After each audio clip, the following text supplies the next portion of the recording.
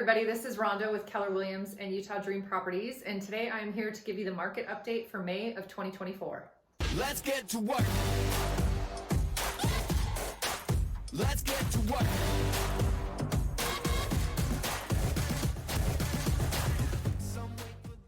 All right, so this is the market update for May of 2024 for all of Utah. So this is taking all 3 MLSs that we have, and this is all the information that we have.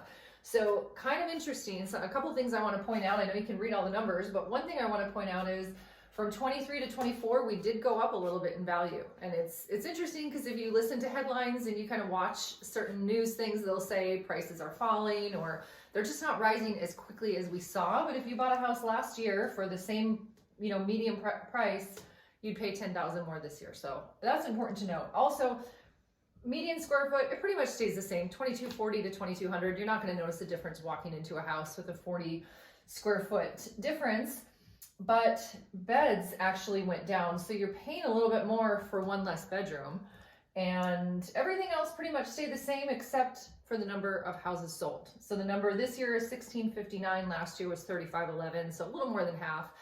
And what's interesting about that, I'm not really sure, I'm kind of speculating on a couple things. I think people are waiting out interest rates a little bit. They are higher than most of us like them to be. So I think a lot of people are like, well, I'm going to sit and wait. We have had a couple people say that they want to wait and save money so that they can buy a little bit more. And I would say we would love to talk to you about that. We can go through the pros and cons. A major con of that is very few of us can outsave the market. So that's just something to think about. Less houses selling sometimes means we have a little more negotiating power. It depends on the price point you're in and of course how long the house has been on the market and the seller's motivation. Sometimes if you have a seller that is maybe already under contract on their new purchase, they're a little more likely to negotiate. So that's something that we do for you. We kind of check that out for you.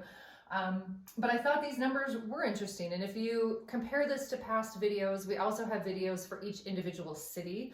So if you are looking in a particular area, let's say you want to be in Ogden specifically, you can check out our Ogden video and see how that price point compares with the rest of Utah and the median price. Okay, so what does this mean if you are a seller in today's market?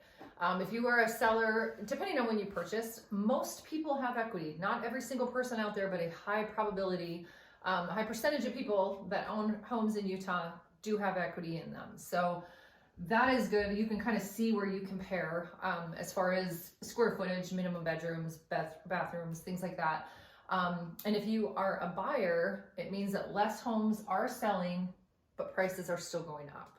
So do you want to wait or do you want to buy now? Our answer, not just as realtors, but as investors as well, is buy now. We know what the prices are right now. We don't know what they're going to be next year or even 6 months from now. But the strong likelihood is that they will continue to go up.